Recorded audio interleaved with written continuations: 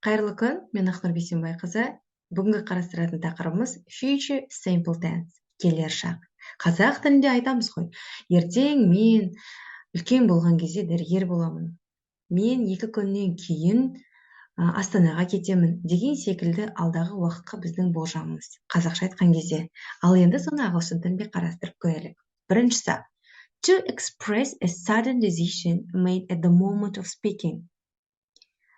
Сөйлеу барысында, моментально сөйлеу барысында бір кенеттен бір шығарған шешіміңізді сипаттау үшін. Қазір мысалда қарастырып көреміз. Екіншісі, to express intention or promise. Яғни өзіңіздің ниетіңізбен біреуге берген сөзіңізді сипаттау үшін. Promise. Intentional намерение. To express a prediction based on opinion or beliefs. Яғни сіздің пікіріңізге немесе сеніміңізге негізделген қандай да бір prediction, яғни болжамыңызды сипаттау үшін. Ал төртінші, ол to make a request or an offer. Яғни өтініш немесе ұсыныс жасаған кезде қолданады екенбіз. Жалпы, келер шақ future simple tense қалай, не үшін қолданылады деген кезде, осы 4 ережесі есте болған абзал. Ал кеттік онда, келесі. Мысалы, I have a nice dress. I will go to the party tonight. Менің әдемі көйлегім бар. Мен бүгін кешке сауық кешіне барамын. Барамын деп тұр, I will go. Келесі. I promise I will bring the book tomorrow. Сөз беремін, мен ертең кітап алып келемін. Алып келемін, жасаймын. Орысша айтқан кезде буду принести. Буду деген мағынада. Келесі мысалы. We think he will win the competition. He's a Spider-Man. Яғни біз ойлаймыз, ол бұл соревнованиядан жарыстан жеңеді деп. Өйткені ол Spider-Man дейді. Өрмекші адам дейді. Яғни ол біздің неміз, біздің пікіріміз, біздің болашаққа болжамымыз болып тұр. Келесі. Ал енді қарастырайық, достар, жалпы хабарлы сөйлемде қалай іске асады. Біріншісі. I, you, he, she, it, we, they. Есімдіктер, өздік есімдіктер. Одан кейін will тұрады. Біріншісі бастауыш. Бұл есімдіктерде кіреді бастауыштың ішіне. Екіншісі көмекші жетістік will міндетті түрде. Үшіншісі verb бір. Немесе infinitive деп айтуға болады. To-сіз. To қолданылмайтын infinitive. I will read. Мен оқимын. Кез келген бір етістікті ала қойдым. Оқу деген етістік. Ол жерге басқа етістіктерді қоюға болады. Кез келген мысалы. I will speak. He will go. She will eat ice cream tomorrow. Деген секілді мысалдарды қойып кете бересіздер. Самое главное, ең бастысы, мына структураны хабарлы сөйлемде ұмытпауымыз керек. Біріншісі бастауыш, екіншісі will, үшіншісі verb бір немесе infinitive. Ал енді қалай ойлайсыздар? Бұл бізде болымсыз түрі, келер шақта қалай болымсыз сөйлеп қарастырамыз. Ең бірінші subject, екіншісі will not, немесе қысқартылған түрі want. Үшіншісі етістік. Мысалы, he will not read. She will not read. Немесе, we will not go to Astana tomorrow. Ертең біз Астанаға бармаймыз. Немесе, they will not buy those books. Ана кітаптарды олар сатып алмайды деген секілді сөйлем. Ал енді сұраулы сөйлем қалай іске асады? Өте оңай. Бар жоғы осы will деген көмекші етістік сөйлемнің басына шығып кетеді екен. Мысалы, will I read? Will you read? Will he read? Деген секілді. Ал енді бізге көмекші сөздер көмек береді. Олар tomorrow, ертең. Next week, келесі апта, яғни үстеулер, қашан деген сұраққа жауап беретін сөздер. Next year, келесі жылы. In 5 years, 5 жылдан соң. In 6 days, 6 күннен кейін. Яғни, алдағы уақытқа байланысты бұл сөздер, үстеулер екен. Мысалы, давайте мына сөйлемдерді аударайық. I will help you to lift this heavy bag. Мына ауыр сөмкені сізге көтеруге көмек берейін. Яғни, бұл не болып тұр? Future simple'дің ең бірінші ережесі қандай еді? Моментально бір шешім шығару сол жерден.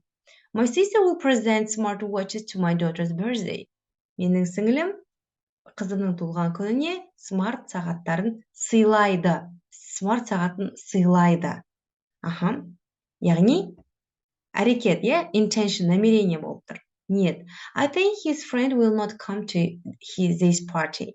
Мен ойлаймын, оның досы бұл кешке келмейтін секілді. Яғни мен өзімнің пікіріме сүйеніп отырмын.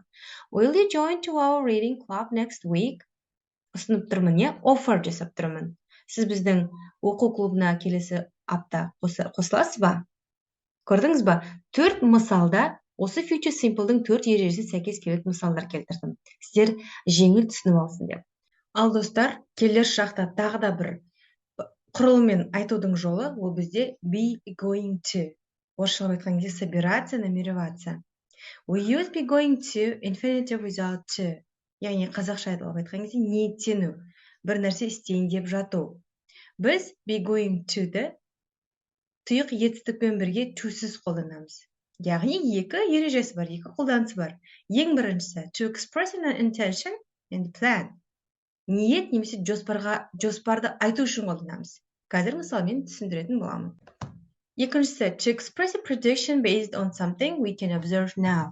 Біз қазір байқап тұрған нәрсеге сүйене отырып біз болжам жасау. Вот сол кезде осы екі жағдаяттарда біз be going to-ді қолданамыз. Мысалға қараңыздар. Мысалы айтады. It is going to rain. Аспанға қарадық та бұлттарға. It is going to rain. Жаңбыр жауайын деп жатыр. I'm going to sleep. Мен ұйықтайын деп жатырмын. Яғни бір іс-әрекет жасайын деп жату үшін қолданылады екен. Ал енді тағы да үшінші жолы келер шаққа байланысты. Тағы да қандай жолмен айтамыз? Present continuous айтасыздар. Нақ осы шақпен айтады екенбіз. То есть аудармасы нақ осы шақ болғанымен, бұл present continuous, we use present continuous to talk about future events we have arranged. Достар, біз бір нәрсені жоспарлап қойған болашақтағы оқиғаны, біз болашақта болатын оқиғаны жоспарлаған кезде қолданады екенбіз. Нақ осы шақта. Мысалы, I'm going to the cinema tonight. Мен бүгін кешке кинотеатрға барам. Яғни мен уже билет сатып алдым, қолымда билетім бар. Мен уже жоспар құрдым, барамын сол жаққа деген секілді. Сонда present continuous'ты қолданады екенбіз. Енді тағы бір келер шақта айтудың келесі бір жолы, ол бізде тіпті present simple'дың өзінде де қолданады екенбіз. We use present simple to talk about future events that we cannot change. То есть біз өзгерте алмайтын болашақтағы оқиғаларды айтқан кезде біз онда present simple'ды қолданады екенбіз. Мысалы, hurry up, the train leaves in 2 hours. Бола қойыңдар, поезд 2 сағаттан кейін жүреді. Әлі алда 2 сағат бар ғой.